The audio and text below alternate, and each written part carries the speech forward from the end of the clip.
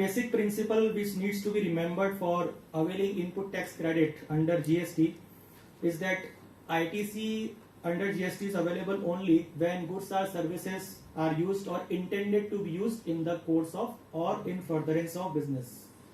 जिन goods या services पर आप इनपुट टैक्स क्रेडिट अवेल करना चाहते हैं जीएसटी में, वो गुड्स एंड सर्विसेज में एक चीज श्योर करनी पड़ेगी कि they are used in the course of और इन फर्दरेंस ऑफ बिजनेस, यानी प्योरली फॉर बिजनेस पर्पस के लिए जो गुड्स एंड सर्विसेज यूज की जाती हैं उन पर ही इनपुट टैक्स क्रेडिट अवेल किया जा सकता है. Let me start with a brief outline of section 16. यहाँ पर जो इनपुट टैक्स क्रेडिट का एक मेन सेक्शन है वो है section 16 of the CGST act. Section 16 of the CGST act conditions prescribe करता है for availing input tax credit under GST.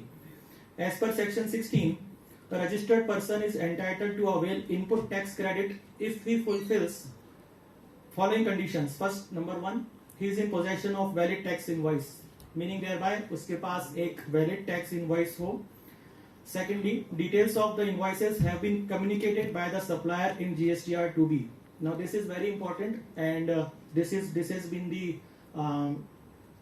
subject matter of notices from the department कि आपका जो credit है वो रिफ्लेक्ट हो रहा है 2A में या नहीं.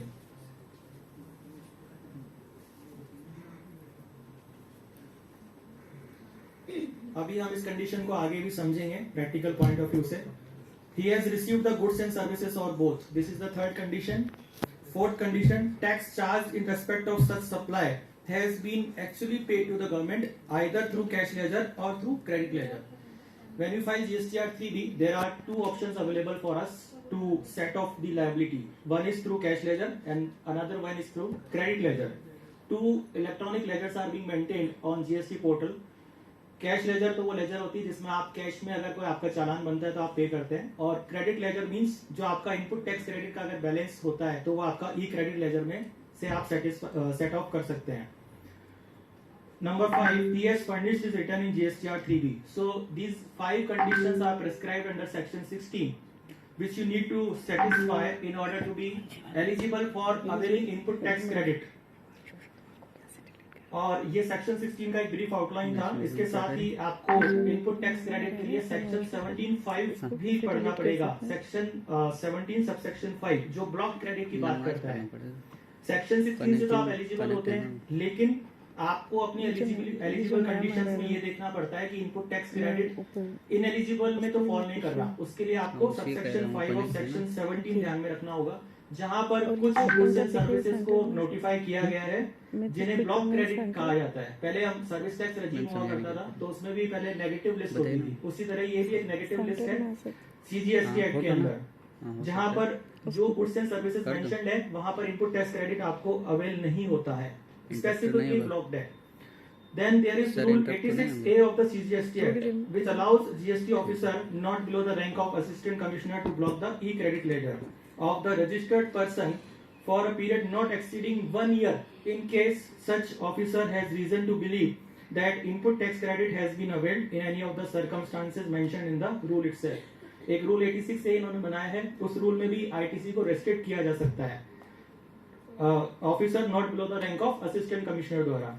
उस रूल 86A में कुछ कंडीशंस दी हुई हैं. अगर वो सर्कमस्टांसेस आपके केस में फॉल करते हैं और असिस्टेंट कमिश्नर की रैंक का ऑफिसर ये बिलीव करता है कि आपने इनपुट टैक्स क्रेडिट को गलत तरीके से अवेल किया है, तो वो आपकी ई क्रेडिट लेजर को ब्लॉक कर सकता है. ब्लॉक करने का मतलब ये हुआ कि आपकी जो ई क्रेडिट लेजर है उसमें से आपको सेट ऑफ अलाउ नहीं किया जाएगा, और ये ब्लॉकेज आपका 1 ईयर तक वैलिड रहता है as per the law.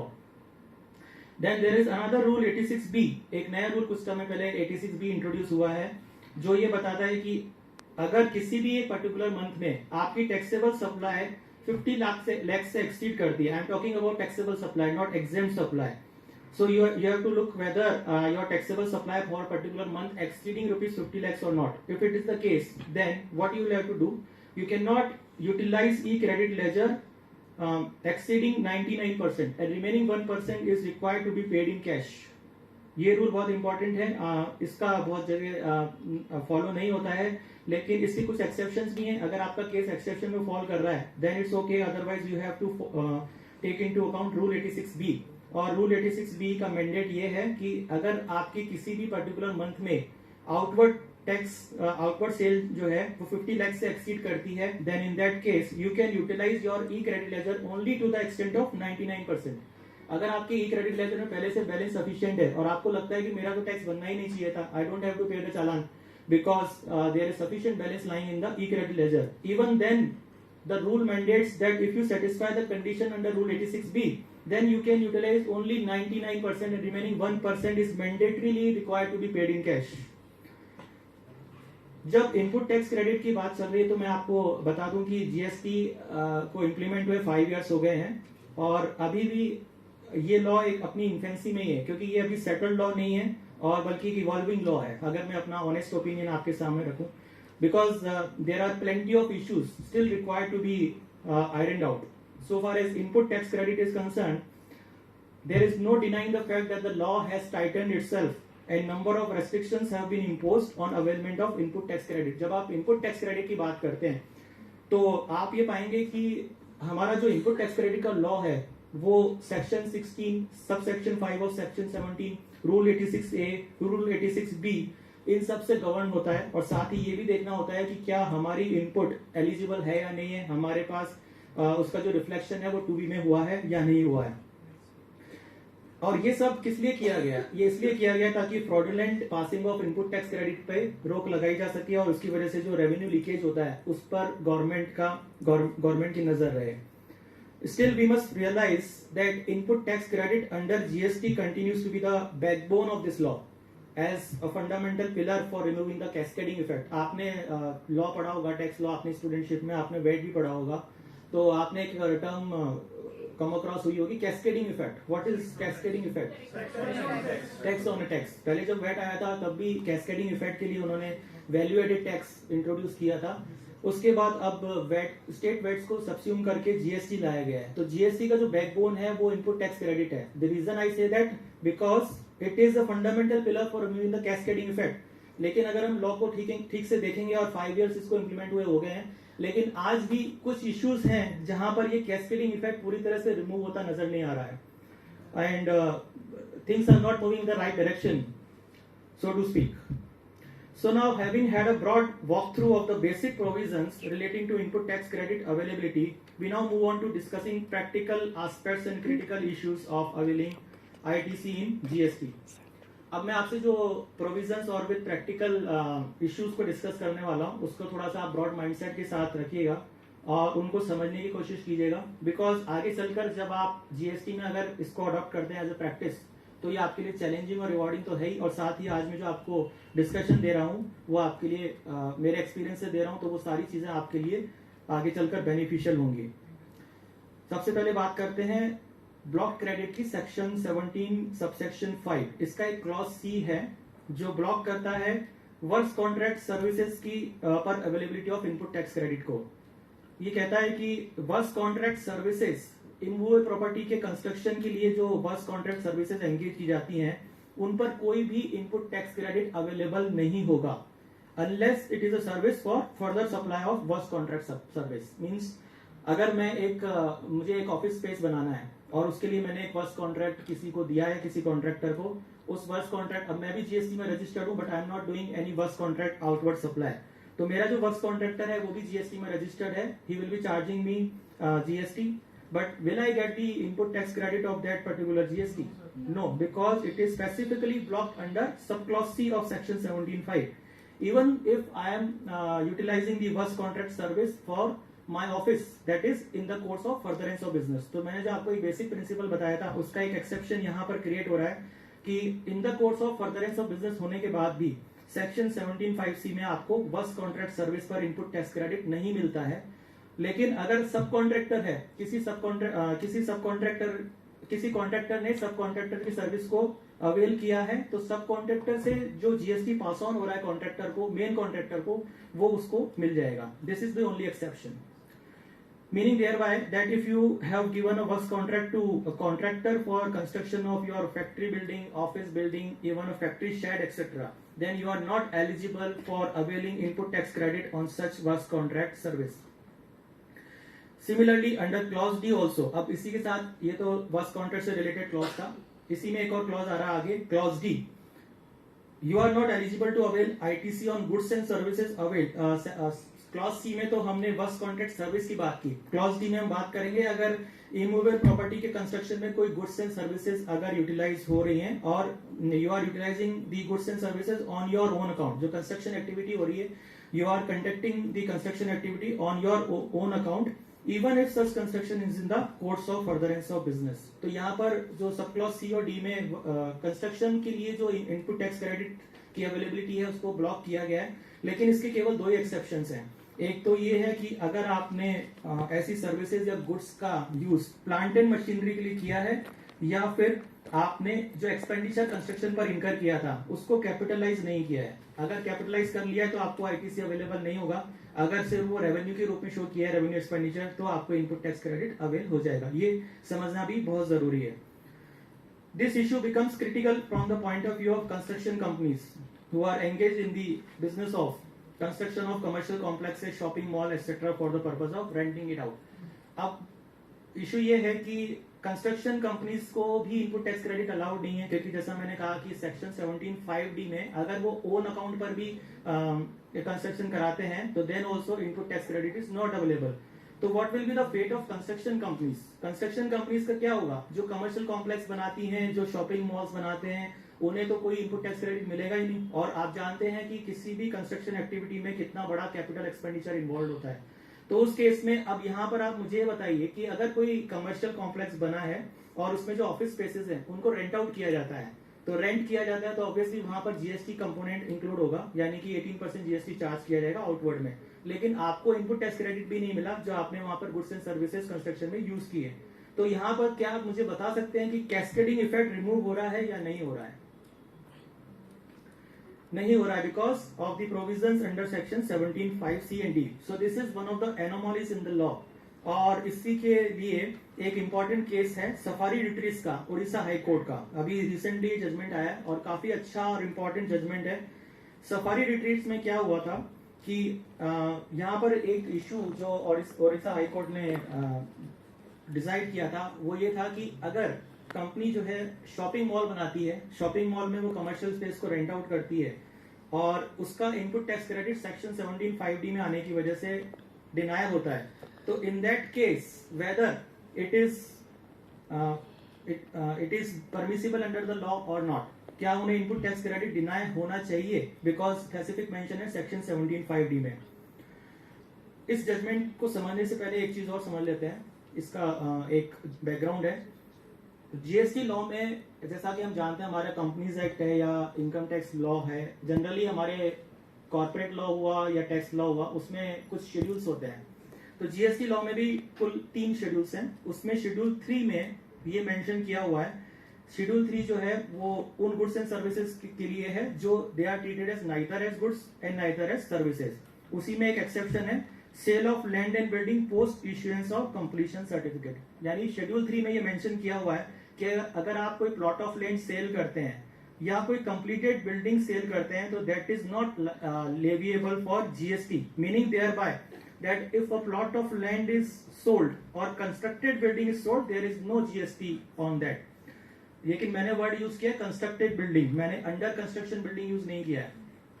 In line with this exemption, the input tax credit used in the construction of the building is not allowed, which is justified, as has been observed by the honorable court also, since there is a break in the tax chain। यहाँ पर अपने judgement में honorable court ने ये observe किया कि उन cases में जहां पर केवल कंप्लीटेड बिल्डिंग की सेल होती है, मतलब जैसे आप अगर कोई बिल्डर को आप ले लें, वो फ्लैट बना के अगर सेल कर रहा है या कोई कमर्शियल स्पेस बना के सेल कर रहा है, यानी after issuance of the completion certificate, then वो शेड्यूल 3 के अनुसार that is not leviable to GST. उन केसेस में अगर आप इनपुट टैक्स क्रेडिट को डिनाई करते हैं तो वो जस्टिफाइड है, क्योंकि आपको आउटवर्ड लायबिलिटी पे कोई टैक्स नहीं मिल रहा because you have declared that it is not leviable to GST. In that case अगर टैक्स चेन में कोई ब्रेक भी आता है तो दैट इज परमिसिबल। लेकिन जहां पर इशू ये आता है कि हमने इमूवेबल प्रॉपर्टी यानी शॉपिंग मॉल कंस्ट्रक्ट किया और शॉपिंग मॉल में जो ऑफिस स्पेसेस हैं, कमर्शियल स्पेसेस हैं, उनको हम रेंट आउट कर रहे हैं, हम उनको सोल्ड नहीं कर रहे हैं, सिर्फ रेंट आउट कर रहे हैं। रेंट करेंगे तो ऑब्वियसली हमारी आउटवर्ड लायबिलिटी क्रिएट होगी जिसपे हमें 18% जीएसटी डिस्चार्ज करना होगा। अब उन केसेस में अगर आप मेरा इनपुट टैक्स क्रेडिट भी डिनाई कर देंगे तो ये एक तो मेरा डबल टैक्सेशन हो जाएगा। मैं आपको आउटवर्ड पर तो टैक्स दे ही रहा हूँ, मेरा जो रेंटल बन रहा है उसको तो मैं आपको जीएसटी दे ही रहा हूँ, और साथ ही साथ आप मुझे इनपुट टैक्स क्रेडिट भी डिनाई कर रहे हैं। तो इसी इश्यू को यहाँ पर एनालाइज किया ओडिशा हाई कोर्ट ने, और इस मुद्दे को बिल्कुल अलग किया है, सेपरेट किया है कि जहां पर अगर किसी शॉपिंग मॉल का इश्यू आता है, situation is entirely different when a property like shopping mall is constructed not for the purpose of sale but for the purpose of renting, and that would result in additional revenue to the government exchequer.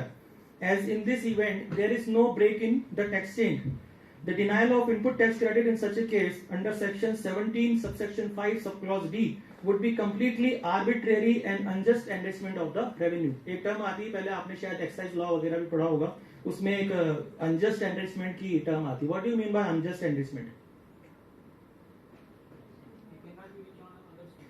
मतलब आप किसी, इसको सीधे शब्दों में समझ लीजिए, दूसरे के मतलब रेवेन्यू को कोई अनजस्ट एनरिचमेंट नहीं हो सकता है कि वो सब्जेक्ट के एक्सपेंस पर अपना एनरिचमेंट नहीं कर सकता। सेम चीज यहाँ पर भी हाई कोर्ट ने कोट की है।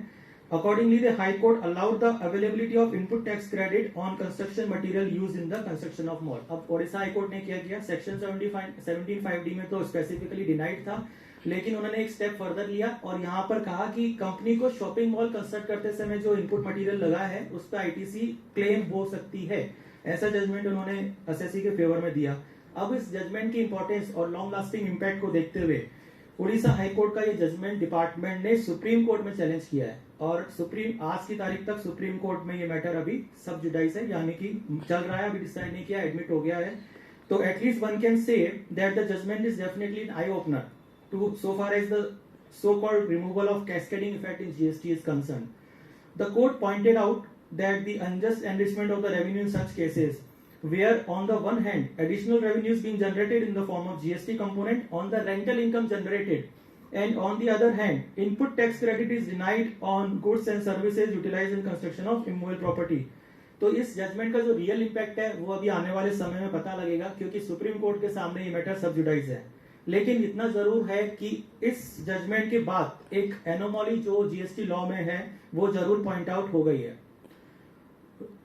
Recently we have seen that the GST department has been issuing scrutiny and show cause notices on alleged wrongful availment of input tax credit based on mismatch between input claimed in 3B and 2A. ये हमारा एक और burning issue निकल के सामने आ रहा है कि इनपुट टैक्स क्रेडिट की अवेलेबिलिटी को लेकर नोटिस और स्क्रूटनी शुरू हो चुकी है। और ये इसमें मुद्दा क्या है, financial year 17-18 and 18-19, these are the 2 years for which scrutiny notices and show cause notices are being given by the department almost on a daily basis। और इसमें एक ही मुद्दा वो लेके चल रहे हैं कि आपने जो जीएसटीआर 3B भरा है उसमें जो इनपुट टैक्स क्रेडिट क्लेम किया है, और आपका ऑनलाइन पोर्टल पर जो जीएसटीआर 2A फॉर्म अवेलेबल है वहां पर जो इनपुट टैक्स की इनवॉइसेस रिफ्लेक्ट हो रही हैं उनमें मिसमैच आ रहा है। तो क्यों ना आपका इनपुट टैक्स क्रेडिट डिनाई कर दिया जाए और आपको रिवर्सल बनता है टुगेदर विद इंटरेस्ट। तो अब इन केसेस में क्या करें? एज अ कंसल्टेंट आपकी ये जिम्मेदारी बनती है कि अगर कोई इनपुट टैक्स क्रेडिट एलिजिबल है आपके क्लाइंट का तो आप उसको डिफेंड करें। तो अब उस संबंध में आर्ग्यूमेंट्स क्या हो सकते हैं हमारे, और हम कैसे इन केसेस को डिफाइन कर सकते हैं। I suggest a course of action in such cases. What you need to do in the first place is to compile an invoice-wise summary of purchases pertaining to the concerned FY and compare it with GSTR 2A for the concerned FY। जिस financial year का आपके पास notice आया हुआ है, सबसे पहले तो आप ये देख लीजिए कि as per books of account आप एक कंपाइलेशन बना लीजिए। उसमें आप ये देखिए कि आपकी as per books of account purchase invoices क्या हैं, और ऐसा कंपाइलेशन बनाने के बाद आप आपके कंसर्न फाइनेंशियल ईयर यानी जिस फाइनेंशियल ईयर का नोटिस आया हुआ है उस फाइनेंशियल ईयर का जीएसटीआर 2A निकाल के उसके साथ कंपेयर कीजिए, और ये मार्क कीजिए कि कौन कौन सी इनवॉइसेस ऐसी हैं जो बुक्स ऑफ अकाउंट में तो है पर 2A में रिफ्लेक्ट नहीं हो रही है।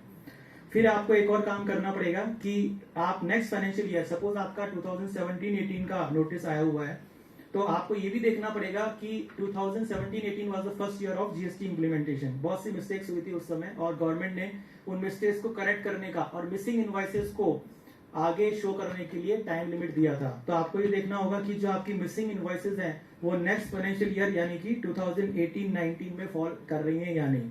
अगर ऐसा है तब तो आप उन इनवॉइसेस को अलग मार्क कर लीजिए, जिससे कि आपको स्क्रूटनी का जवाब बनाने में आसानी होगी।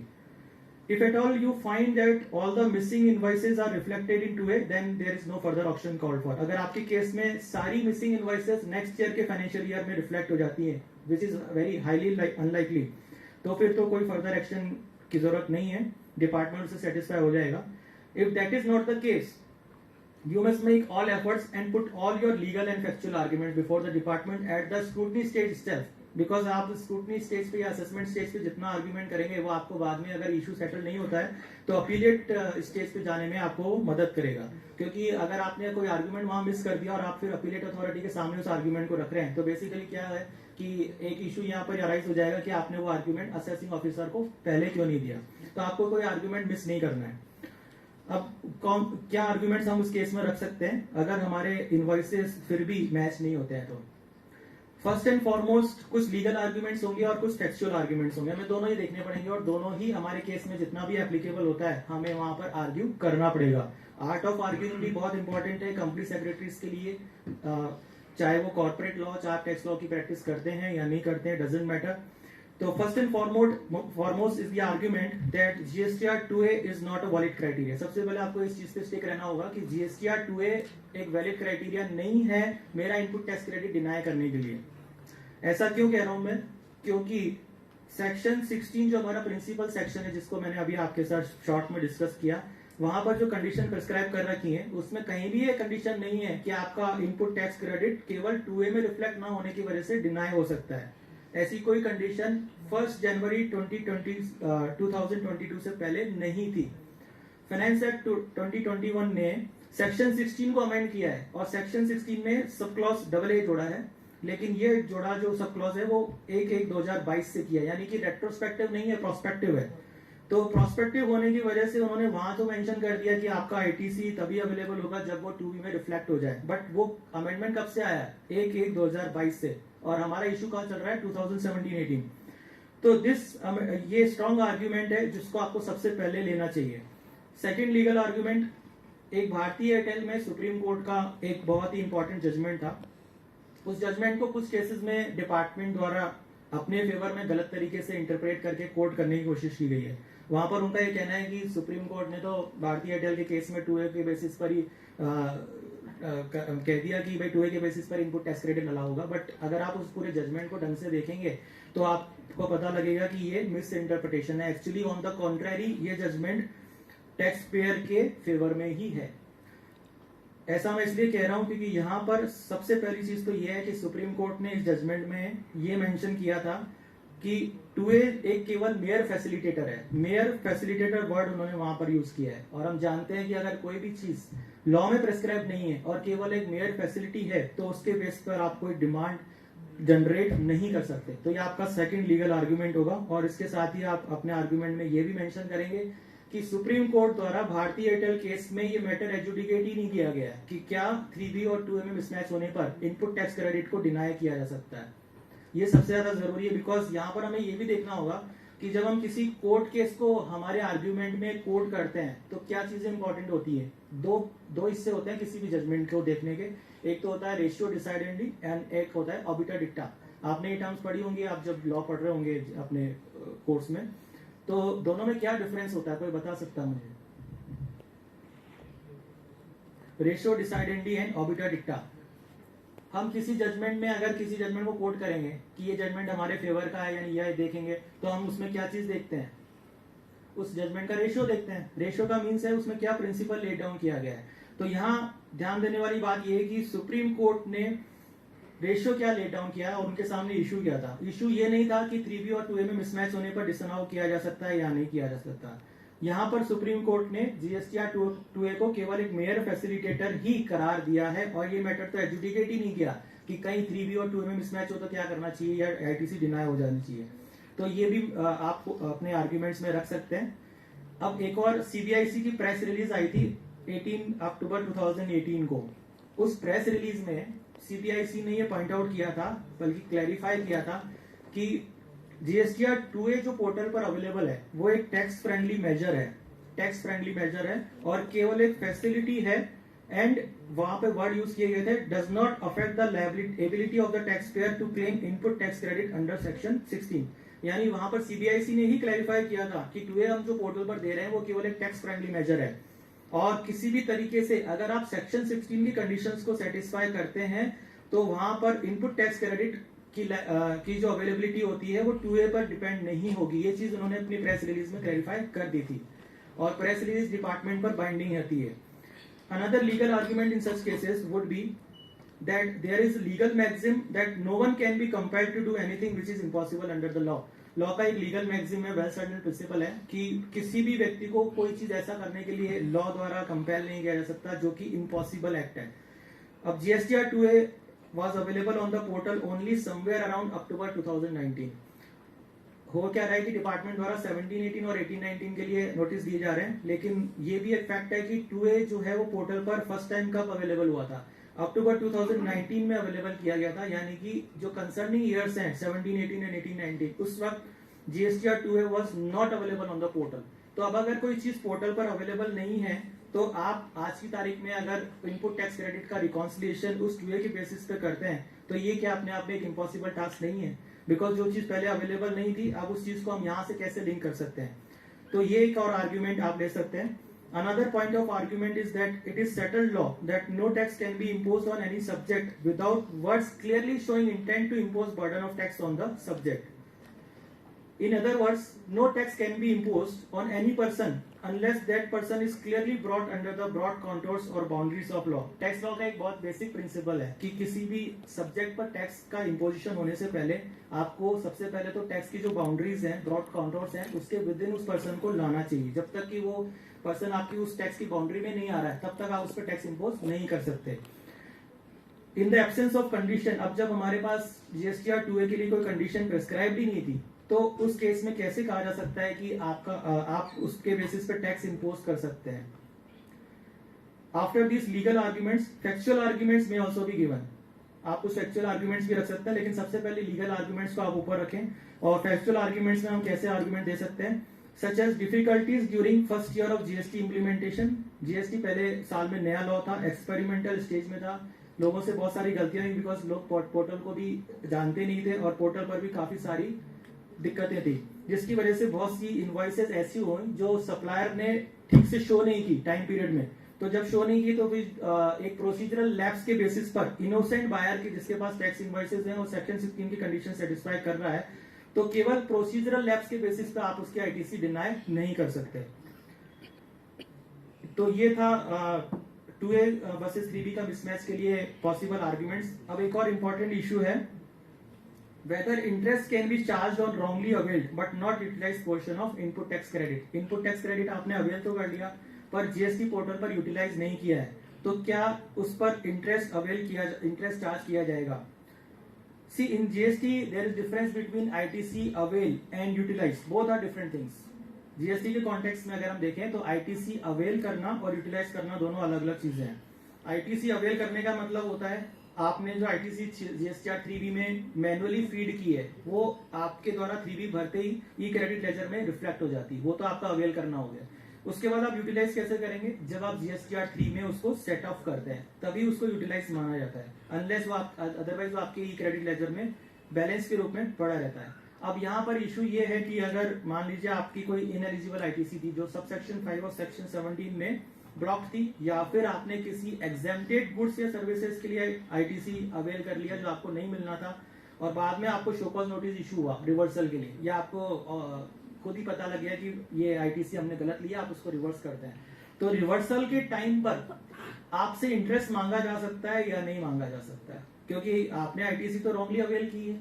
अब लेकिन इशू ये है कि रॉन्गली अवेल तो कर ली पर यूटिलाइज तो नहीं की, तो अब अगर डिपार्टमेंट इस बात पे इंसिस्ट करता है कि आपने रॉन्गली अवेल की है, आपको इंटरेस्ट देना पड़ेगा, तो आंसर इज नो, आपको इंटरेस्ट देने की कोई जरूरत नहीं है। In this context honourable Madras high court has delivered judgement in the case of Aathi hotel. Aathi hotel के केस में मद्रास हाई कोर्ट एक इंपॉर्टेंट जजमेंट डिलीवर किया है।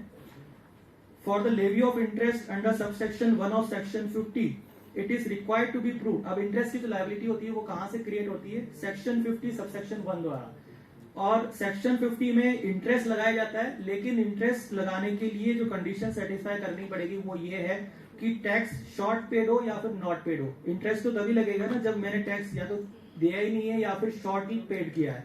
अब अगर मेरे केस में मैंने आईटीसी तो रॉन्गली अवेल कर ली थी पर यूटिलाइज नहीं की थी, तो टैक्स शॉर्ट पेड का या नॉट पेड का तो कोई चांस ही नहीं है वहां पर। तो in case of ITC which has been wrongly availed but not utilized for the purpose of setting off your outward liability, it does not result in any tax short paid or not paid, because in any case I am not utilizing the input tax credit।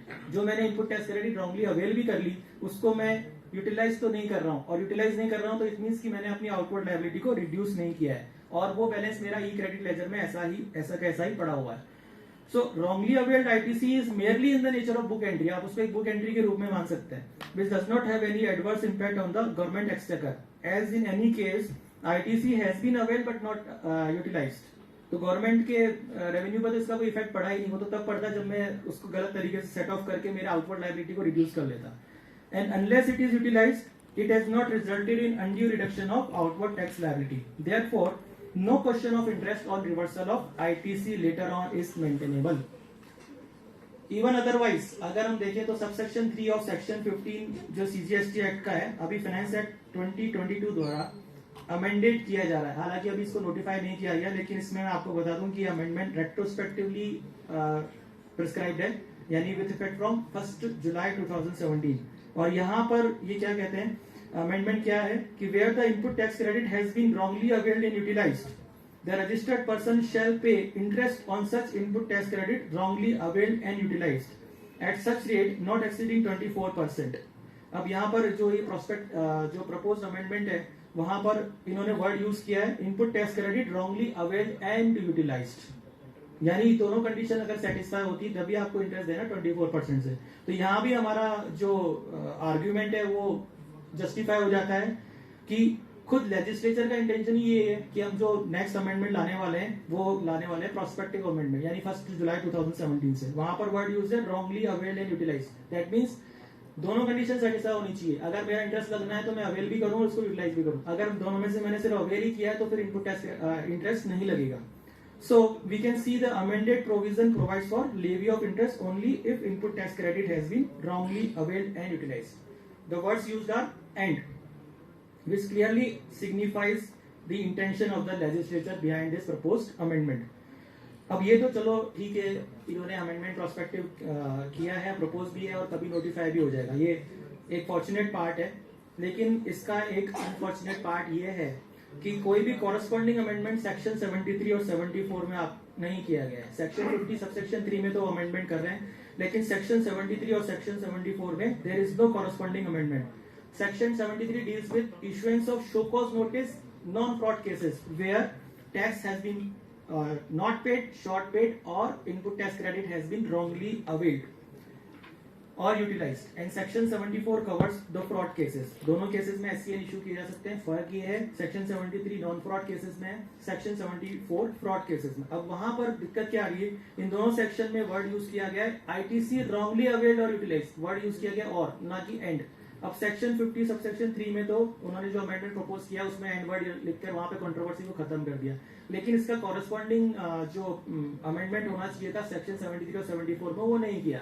तो इससे impact क्या पड़ा कि section 73 और 74 में अभी भी assessing officer के पास पावर है कि अगर आपने अवेल भी कर लिया तो भी मैं तो पेनल्टी लगाऊंगा।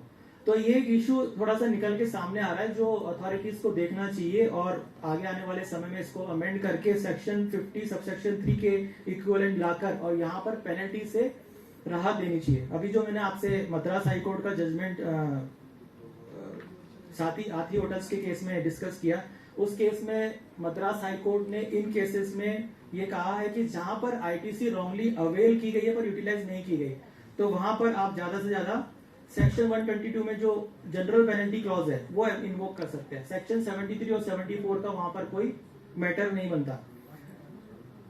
लेकिन ये अभी क्योंकि लॉ में अमेंड नहीं हुआ है, इसलिए अभी तक ये इसके बारे में कुछ भी निश्चित तौर पर नहीं किया जा सकता। तो अगर आप सिर्फ इंटरेस्ट वाले पोर्शन को देखेंगे तो वहां तो जस्टिफाइड है, बट पेनल्टी प्रोविजंस को अगर आप देखेंगे तो ITC को रॉन्गली अवेल करने पर आप पर 73 और 74 का केस बनाया जा सकता है as of now. So we can see that while proposed amendment has been made in section 50 subsection 3, no corresponding amendment has been made in section 73 and 74, which should have been made. Nevertheless, it's a policy decision which needs to be looked at by the legislature, but certainly harmonious provision should be made.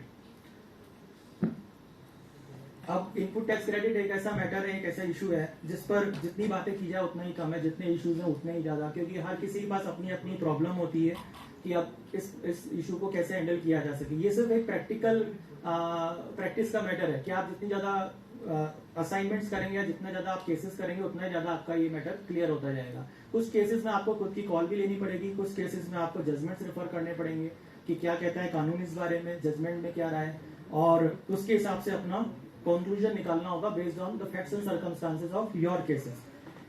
So I hope that I have touched upon a few practical issues on this subject. अब मेरे पास समय कम था, मुझे short notice पे बनाया गया, इसलिए I could have touched upon these few practical issues only. I hope that I am clear on these topics. Thank you very much.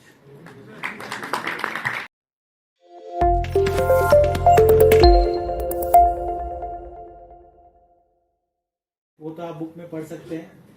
ये मैं आज कोशिश करूंगा कि आपको जहां तक प्रैक्टिकल एस्पेक्ट बता सकूं वहां बता दूं, कुछ इश्यूज को लेकर, उससे बेटर अंडरस्टैंडिंग आएगी। बिकॉज अगर मैं ज्यादा थ्योरी लेके चलूंगा तो आप लोगों को लगेगा पोस्ट लंच सेशन है, थोड़ा लैक ऑफ इंटरेस्ट भी हो सकता है। तो शुरू करते हैं। One basic principle which needs to be remembered for availing input tax credit under GST is that ITC under GST is available only when goods or services are used or intended to be used in the course of or in furtherance of business. जिन goods या services पर आप input tax credit avail करना चाहते हैं GST में, वो goods and services में एक चीज श्योर करनी पड़ेगी कि they are used in the course of और इन फर्दरेंस ऑफ बिजनेस, यानी प्योरली फॉर बिजनेस पर्पस के लिए जो गुड्स एंड सर्विसेज यूज की जाती हैं उन पर ही इनपुट टैक्स क्रेडिट अवेल किया जा सकता है। Let me start with a brief outline of section 16. यहाँ पर जो इनपुट टैक्स क्रेडिट का एक मेन सेक्शन है वो है section 16 of the CGST act. Section 16 of the CGST act conditions prescribe करता है for availing input tax credit under GST। As per section 16, the registered person is entitled to avail input tax credit if he fulfills following conditions. First, number 1, he is in possession of valid tax invoice, meaning thereby उसके पास एक valid tax invoice हो। Secondly, details of the invoices have been communicated by the supplier in GSTR 2B. Now this is very important and this has been the subject matter of notices from the department कि आपका जो credit है वो reflect हो रहा है 2A में या नहीं।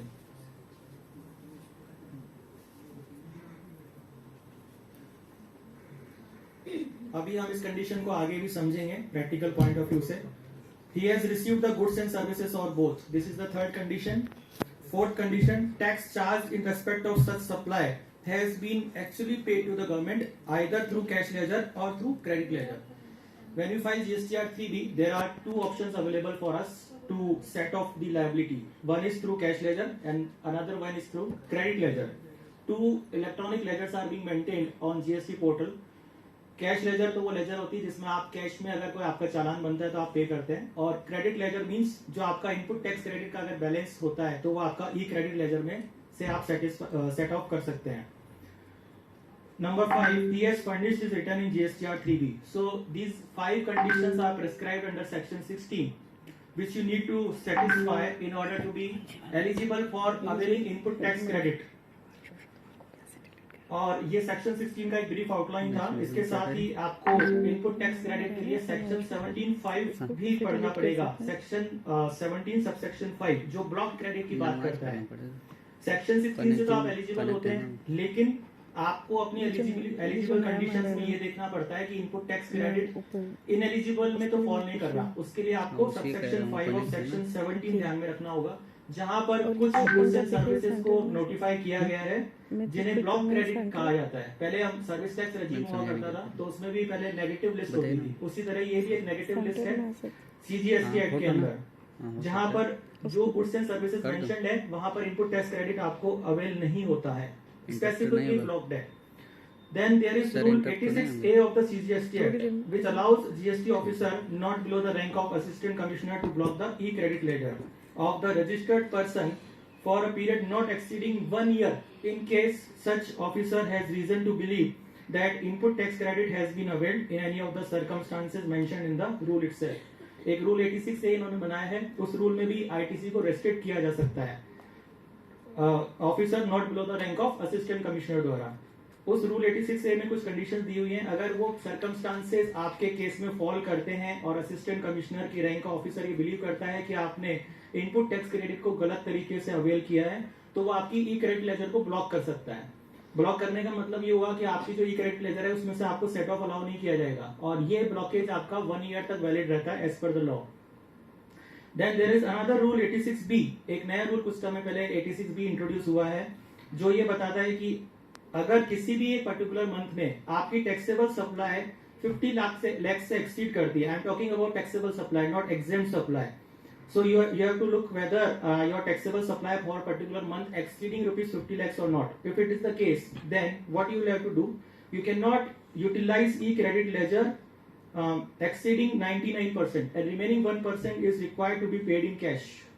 ये रूल बहुत इंपॉर्टेंट है, इसका बहुत जगह फॉलो नहीं होता है, लेकिन इसकी कुछ एक्सेप्शंस भी हैं। अगर आपका केस एक्सेप्शन में फॉल कर रहा है then it's okay, otherwise you have to take into account rule 86B।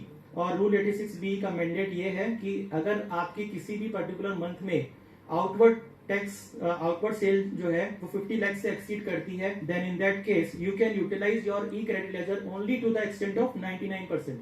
अगर आपके ई क्रेडिट लेजर में पहले से बैलेंस सफिशिएंट है और आपको लगता है कि मेरा तो टैक्स बनना ही नहीं चाहिए था, I don't have to pay the challan because there is sufficient balance lying in the E credit ledger, even then the rule mandates that if you satisfy the condition under rule 86B, then you can utilize only 99% and remaining 1% is mandatorily required to be paid in cash. जब input tax credit की बात चल रही है तो मैं आपको बता दूं कि जीएसटी को इम्प्लीमेंट हुए 5 इयर्स हो गए हैं, और अभी भी ये लॉ एक अपनी इन्फेंसी में ही है, क्योंकि ये अभी सेटल्ड लॉ नहीं है और बल्कि इवॉल्विंग लॉ है, अगर मैं अपना ऑनेस्ट ओपिनियन आपके सामने रखूं, because there are plenty of issues still required to be ironed out. So far as input tax credit is concerned, there is no denying the fact that the law has tightened itself and number of restrictions have been imposed on availment of input tax credit. जब आप input tax credit की बात करते हैं तो आप ये पाएंगे कि हमारा जो input tax credit का लॉ है वो सेक्शन 16 सब सेक्शन 5 और section 17 rule 86A rule 86B इन सब से गवर्न होता है, और साथ ही ये भी देखना होता है कि क्या हमारी इनपुट एलिजिबल है या नहीं है, हमारे पास उसका जो रिफ्लेक्शन है वो 2B में हुआ है या नहीं हुआ है। और ये सब किस लिए किया गया? ये इसलिए किया गया ताकि fraudulent passing of input tax credit पे रोक लगाई जा सके और उसकी वजह से जो रेवेन्यू लीकेज होता है उस पर गवर्नमेंट की नजर रहे। Still, we must realize that input tax credit under GST continues to be the backbone of this law as a fundamental pillar for removing the cascading effect. आपने लॉ पढ़ा होगा, टैक्स लॉ अपनी studentship में, आपने wait भी पढ़ा होगा, तो आपने एक टर्म कम अक्रॉस हुई होगी, cascading effect. What is cascading effect?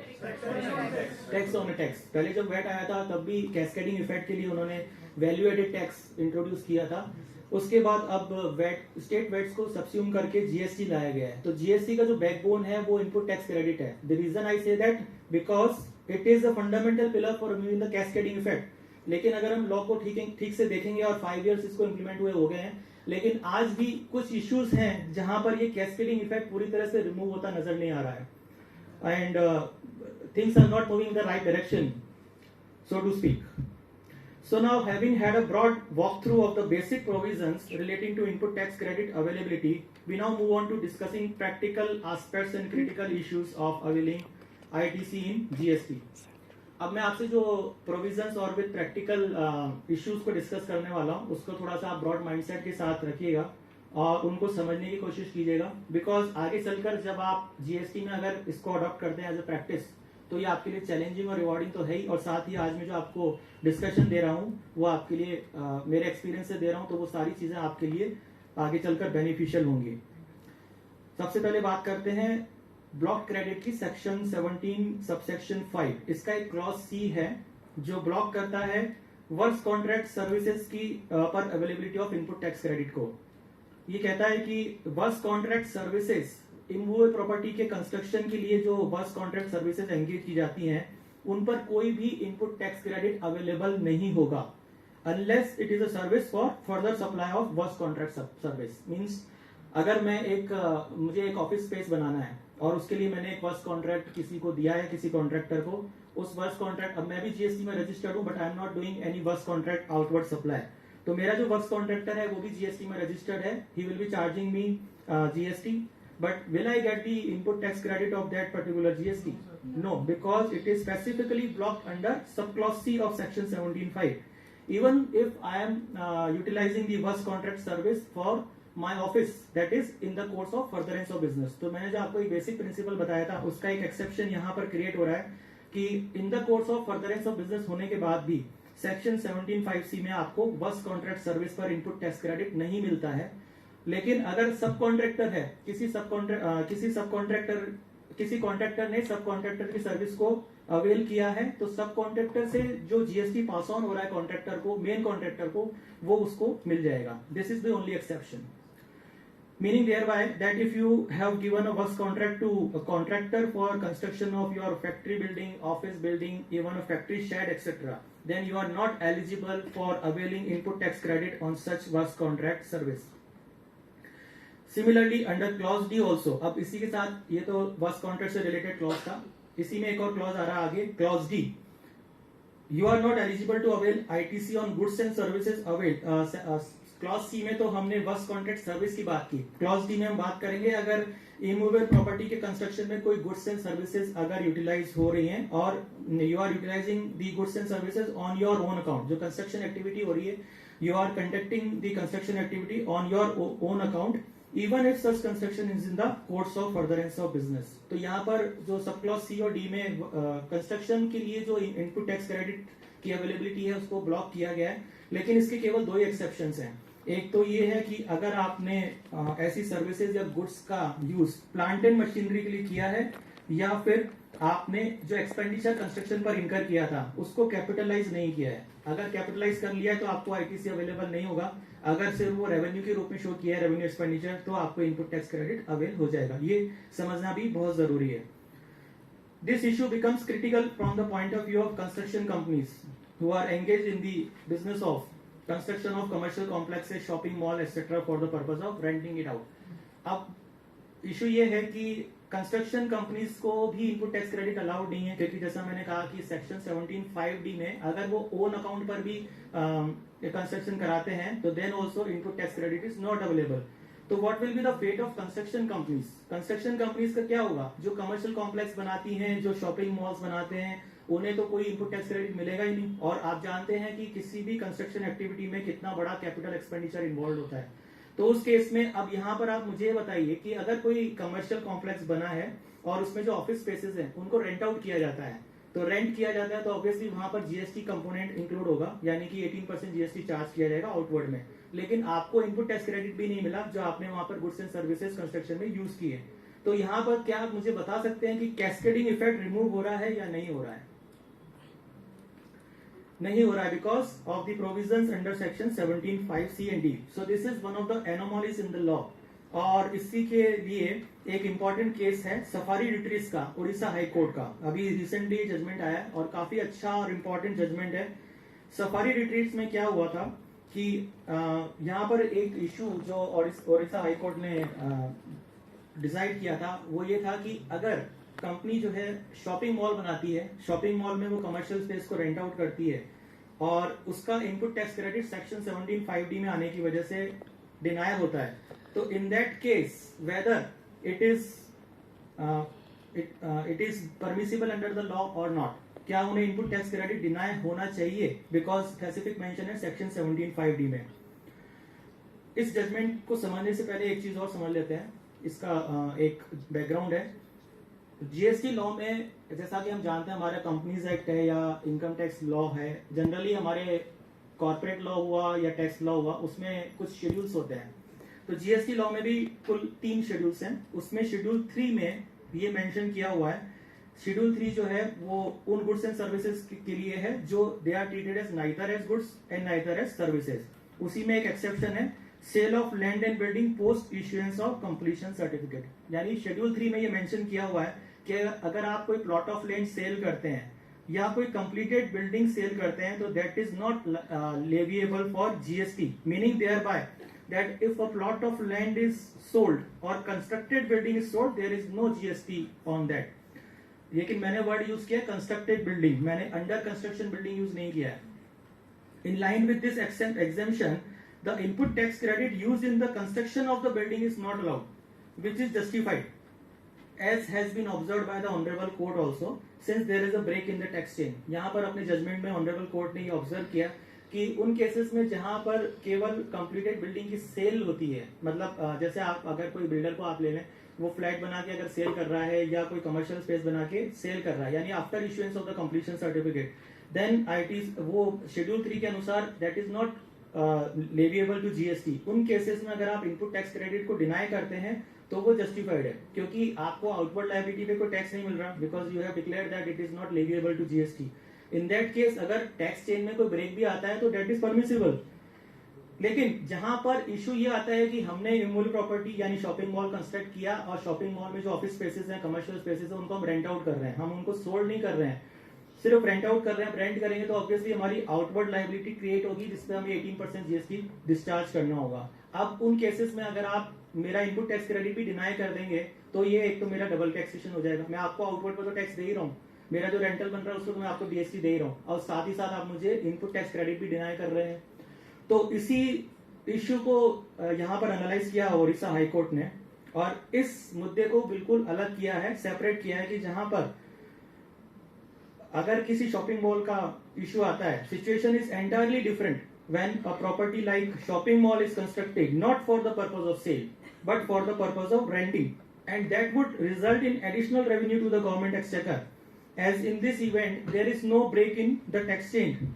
The denial of input tax credit in such a case under section 17 subsection 5 subclause D would be completely arbitrary and unjust enrichment of the revenue। एक term आती है, पहले आपने शायद excise law वगैरह भी पढ़ा होगा, उसमें एक अनजस्ट एनरिचमेंट की टर्म आती है। What do you mean by unjust enrichment? मतलब आप किसी, इसको सीधे शब्दों में समझ लीजिए, दूसरे के मतलब रेवेन्यू को कोई अनजस्ट एनरिचमेंट नहीं हो सकता कि वो सब्जेक्ट के एक्सपेंस पर अपना एनरिचमेंट नहीं कर सकता। सेम चीज यहाँ पर भी हाई कोर्ट ने कोट की है। Accordingly the high court allowed the availability of input tax credit on construction material use in the construction of mall. अब ओडिशा हाई कोर्ट ने क्या किया, सेक्शन 17(5)D में तो स्पेसिफिकली डिनाइड था, लेकिन उन्होंने एक स्टेप फर्दर लिया और यहाँ पर कहा कि कंपनी को शॉपिंग मॉल कंस्ट्रक्ट करते समय जो इनपुट मटेरियल लगा है उस पर आईटीसी क्लेम हो सकती है। ऐसा जजमेंट उन्होंने एसएससी के फेवर में दिया।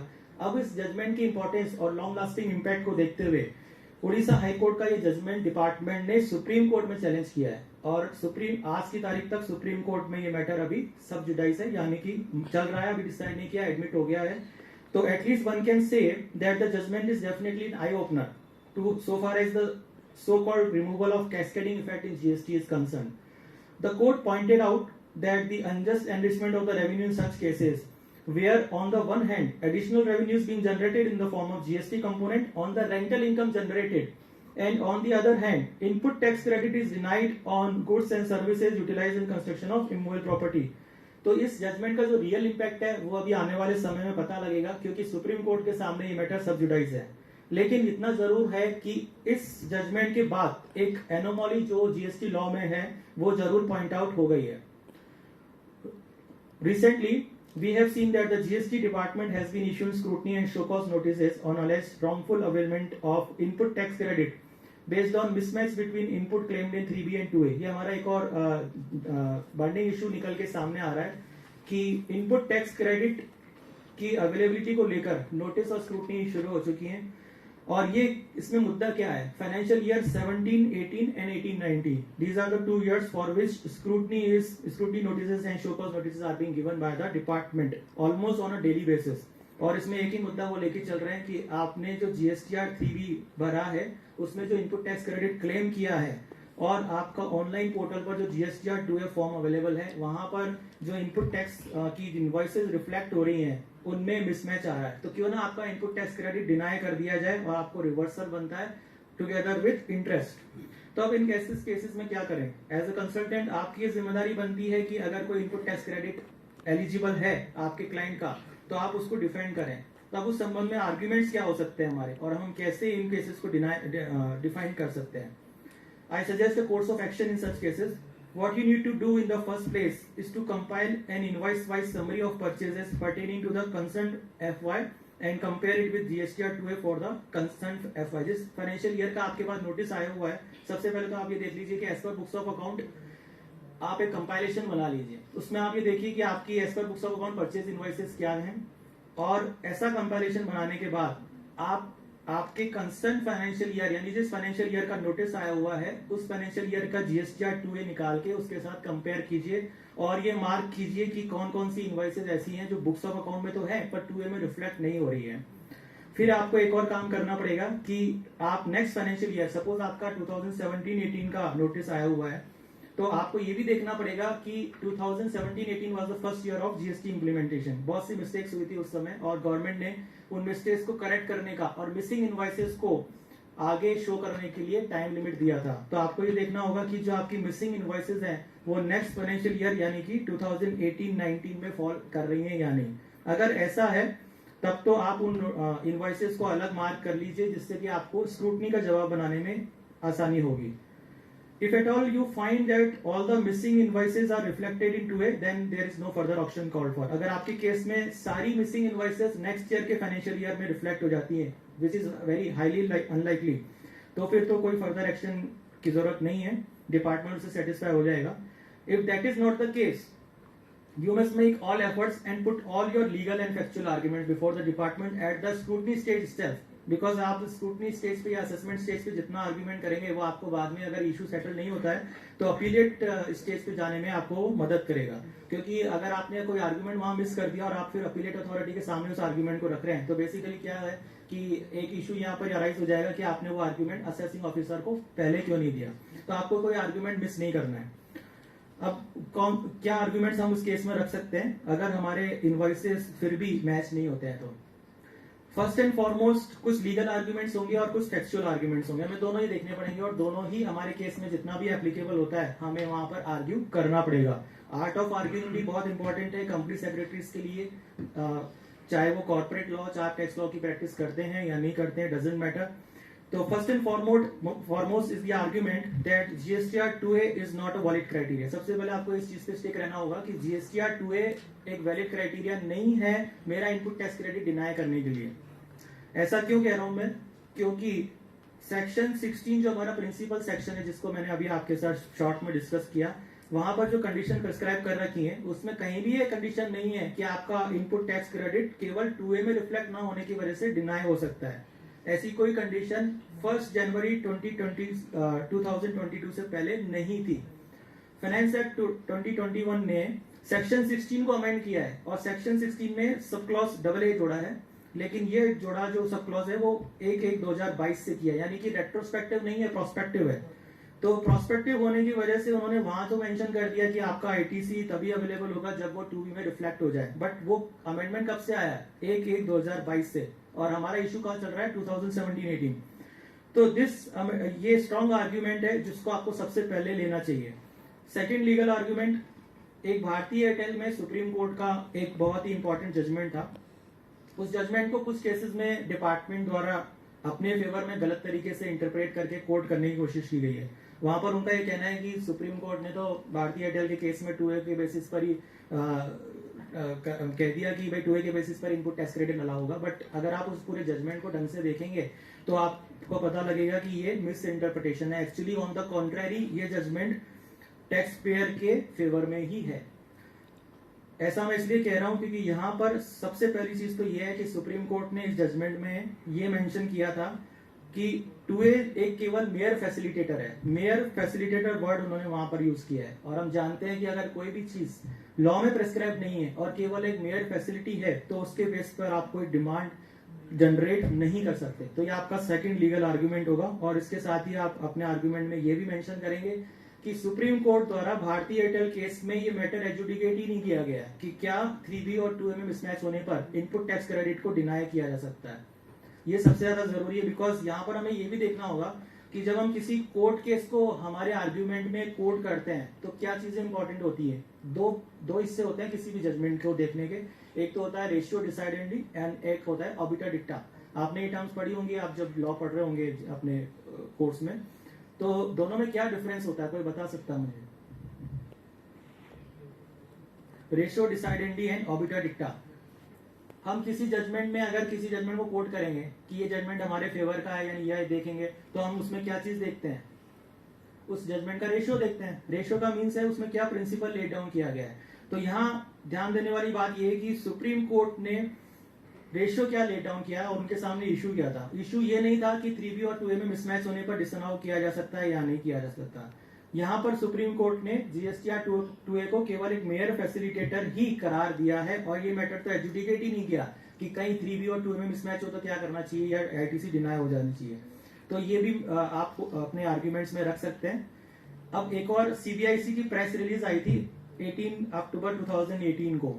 उस प्रेस रिलीज में CBIC ने ये पॉइंट आउट किया था, बल्कि क्लैरिफाई किया था कि GSTR 2A जो पोर्टल पर अवेलेबल है वो एक टैक्स फ्रेंडली मेजर है और केवल एक फैसिलिटी है।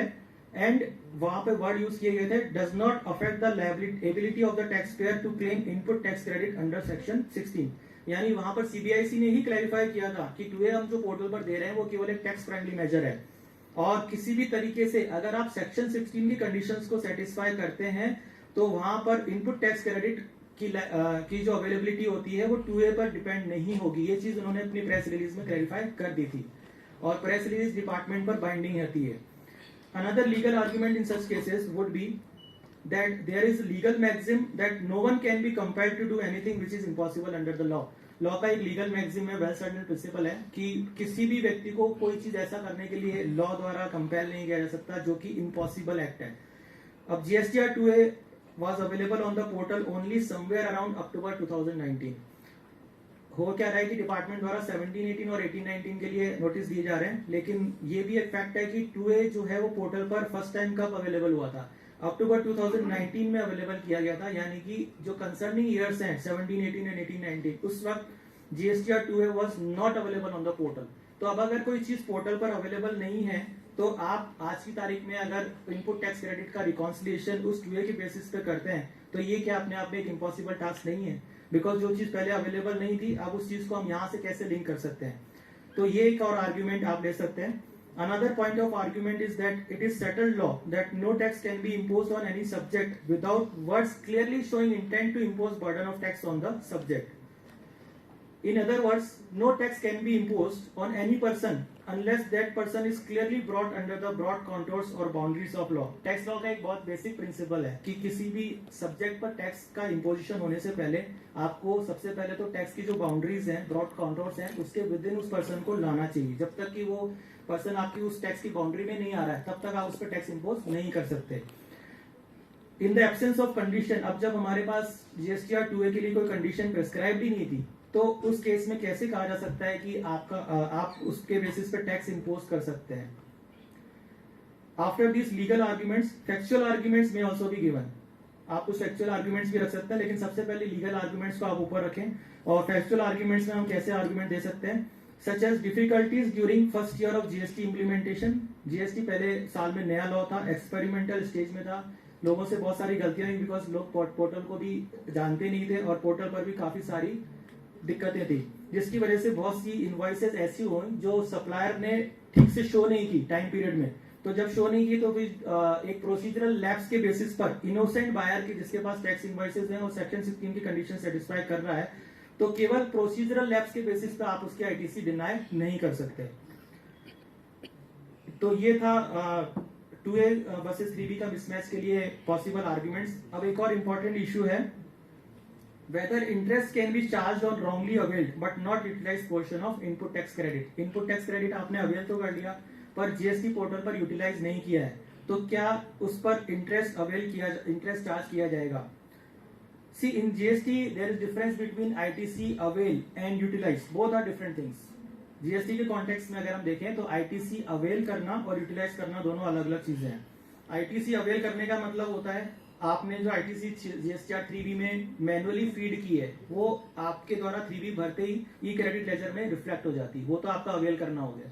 उसके बाद आप यूटिलाइज कैसे करेंगे, जब आप जीएसटीआर 3 में उसको सेट ऑफ करते हैं तभी उसको यूटिलाइज माना जाता है, अनलेस वो अदरवाइज वो आपके ई क्रेडिट लेजर में बैलेंस के रूप में पड़ा रहता है। अब यहाँ पर इशू ये है कि अगर मान लीजिए आपकी कोई इनएलिजिबल आईटीसी थी जो सब सेक्शन 5 और सेक्शन 17 में ब्लॉक थी, या फिर आपने किसी एग्जेम्प्टेड गुड्स या सर्विसेज के लिए आईटीसी अवेल कर लिया जो आपको नहीं मिलना था और बाद में आपको शो कॉज नोटिस इशू हुआ रिवर्सल के लिए, या आपको खुद ही पता लग गया कि ये आईटीसी हमने गलत लिया, आप उसको रिवर्स करते हैं, तो रिवर्सल के टाइम पर आपसे इंटरेस्ट मांगा जा सकता है या नहीं मांगा जा सकता है, क्योंकि आपने आईटीसी तो रॉन्गली अवेल की है।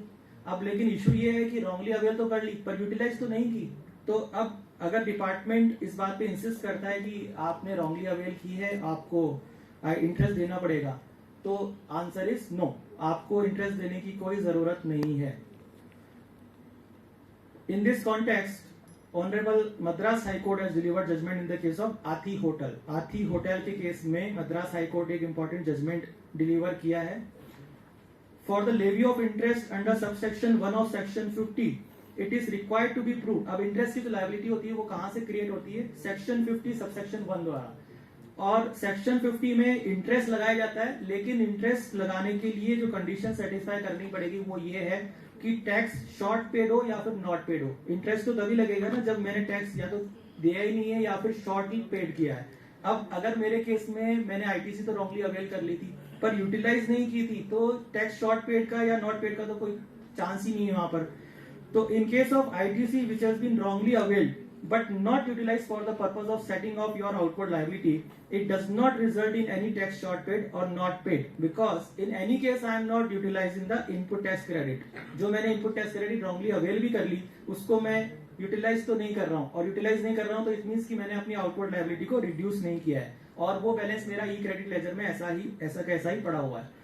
So wrongly availed ITC is merely in the nature of book entry, आप उसको एक book entry के रूप में मान सकते हैं, which does not have any adverse impact on the government exchequer, as in any case ITC has been availed but not utilized। तो गवर्नमेंट के रेवेन्यू पर तो इसका कोई इफेक्ट पड़ा ही नहीं, वो तो तब पड़ता जब मैं उसको गलत तरीके से सेट ऑफ करके मेरे आउटवर्ड लायबिलिटी को रिड्यूस कर लेता। And unless it is utilised it has not resulted in undue reduction of outward tax liability, therefore no question of interest on reversal of ITC later on is maintainable। Even otherwise अगर हम देखें तो subsection 3 of section 15 जो CGST act का है, अभी finance act 2022 द्वारा amended किया जा रहा है। हालांकि अभी इसको नोटिफाई नहीं किया गया, लेकिन इसमें मैं आपको बता दूं कि अमेंडमेंट रेट्रोस्पेक्टिवली प्रिस्क्राइब्ड है, यानी विद इफेक्ट फ्रॉम 1 जुलाई 2017। और यहाँ पर ये क्या कहते हैं, अमेंडमेंट क्या है कि where the input tax credit has been wrongly availed and utilised, the registered person shall pay interest on such input tax credit wrongly availed and utilised at such rate not exceeding 24%। अब यहाँ पर जो ये prospect जो proposed amendment है वहां पर इन्होंने वर्ड यूज किया है input tax credit wrongly availed and utilised, यानी दोनों कंडीशन अगर सेटिस्फाई होती तभी आपको इंटरेस्ट देना 24% से। तो यहाँ भी हमारा जो आर्ग्यूमेंट है वो जस्टिफाई हो जाता है कि खुद लेजिस्लेचर का इंटेंशन ये है कि हम जो नेक्स्ट अमेंडमेंट लाने वाले हैं वो लाने वाले हैं प्रोस्पेक्टिव अमेंडमेंट, यानी 1 जुलाई 2017 से। वहां पर वर्ड यूज है wrongly availed and utilised, that means दोनों कंडीशन सेटिस्फाई होनी चाहिए। अगर मेरा इंटरेस्ट लगना है तो मैं अवेल भी करूं और उसको यूटिलाइज भी करूं, अगर दोनों में से मैंने सिर्फ अवेल ही किया है तो फिर इनपुट टैक्स इंटरेस्ट नहीं लगेगा। So we can see the amended provision provides for levy of interest only if input tax credit has been wrongly availed and utilized. The words used are and, which clearly signifies the intention of the legislature behind this proposed amendment. अब ये तो चलो ठीक है, इन्होंने amendment prospective किया है, propose भी है और कभी नोटिफाई भी हो जाएगा, ये एक फॉर्चुनेट पार्ट है। लेकिन इसका एक अनफॉर्चुनेट पार्ट ये है कि कोई भी कॉरेस्पॉन्डिंग अमेंडमेंट सेक्शन 73 और 74 में आप नहीं किया गया है। सेक्शन 50 सबसेक्शन 3 में तो अमेंडमेंट कर रहे हैं, लेकिन सेक्शन 73 और सेक्शन 74 में there is no corresponding amendment. Section 73 deals with issuance of show cause notice non fraud cases where tax has been not paid, short paid और input tax credit has been wrongly availed. और utilised and section 74 covers the fraud cases. दोनों cases में SCN issue किए जा सकते हैं। फर्क ये है सेक्शन 73 नॉन फ्रॉड केसेस में है, सेक्शन 74 फ्रॉड केसेस में। अब वहां पर दिक्कत क्या आ रही है, इन दोनों सेक्शन में वर्ड यूज किया गया है आईटीसी रॉन्गली अवेल्ड और यूटिलाइज्ड, वर्ड यूज किया गया और ना कि एंड। अब सेक्शन 50 सब सेक्शन 3 में तो उन्होंने जो अमेंडमेंट प्रपोज किया उसमें एंड वर्ड लिखकर वहां पे कंट्रोवर्सी को खत्म कर दिया, लेकिन इसका कॉरेस्पॉन्डिंग जो अमेंडमेंट होना चाहिए था सेक्शन 73 और 74 में वो नहीं किया। तो इससे इंपैक्ट क्या पड़ा कि सेक्शन 73 और 74 में अभी भी असेसिंग ऑफिसर के पास पावर है कि अगर आपने अवेल भी कर लिया तो भी मैं तो पेनल्टी लगाऊंगा। तो ये एक इशू थोड़ा सा निकल के सामने आ रहा है जो अथॉरिटीज को देखना चाहिए और आगे आने वाले समय में इसको अमेंड करके सेक्शन 50 सबसेक्शन 3 के इक्विवेलेंट लाकर और यहाँ पर पेनल्टी से राहत देनी चाहिए। अभी जो मैंने आपसे मद्रास हाईकोर्ट का जजमेंट साथी हाथी होटल्स के केस में डिस्कस किया, उस केस में मद्रास हाईकोर्ट ने इन केसेस में ये कहा है कि जहां पर आईटीसी रॉन्गली अवेल की गई है पर यूटिलाइज नहीं की गई, तो वहां पर आप ज्यादा से ज्यादा सेक्शन 122 में जो जनरल पेनल्टी क्लॉज है वो इन्वोक कर सकते हैं। सेक्शन 73 और 74 का वहां पर कोई मैटर नहीं बनता। लेकिन ये अभी क्योंकि लॉ में अमेंड नहीं हुआ है इसलिए अभी तक ये इसके बारे में कुछ भी निश्चित तौर पर नहीं किया जा सकता। तो अगर आप सिर्फ इंटरेस्ट वाले पोर्शन को देखेंगे तो वहां तो जस्टिफाइड है, बट पेनल्टी प्रोविजंस को अगर आप देखेंगे तो आईटीसी को रॉन्गली अवेल करने पर आप पर 73 और 74 का केस बनाया जा सकता है as of now. So we can see that while proposed amendment has been made in section 50 subsection 3, no corresponding amendment has been made in section 73 and 74, which should have been made. Nevertheless, it's a policy decision which needs to be looked at by the legislature, but certainly harmonious provision should be made. अब input tax credit एक ऐसा matter है, एक ऐसा issue है जिस पर जितनी बातें की जाए उतना ही कम है, जितने इश्यूज हैं उतने ही ज्यादा, क्योंकि हर किसी के पास अपनी अपनी प्रॉब्लम होती है कि अब इस इशू को कैसे हैंडल किया जा सके। ये सिर्फ एक प्रैक्टिस का मैटर है कि आप जितनी ज्यादा असाइनमेंट्स करेंगे या जितना ज्यादा आप केसेस करेंगे उतना ज्यादा आपका ये मैटर क्लियर होता जाएगा। कुछ केसेस में आपको खुद की कॉल भी लेनी पड़ेगी, कुछ केसेस में आपको जजमेंट्स रेफर करने पड़ेंगे कि क्या कहता है कानून इस बारे में, जजमेंट में क्या रहा है, और उसके हिसाब से अपना कंक्लूजन निकालना होगा based on the facts and circumstances of your cases. So I hope that I have touched upon a few practical issues on this subject.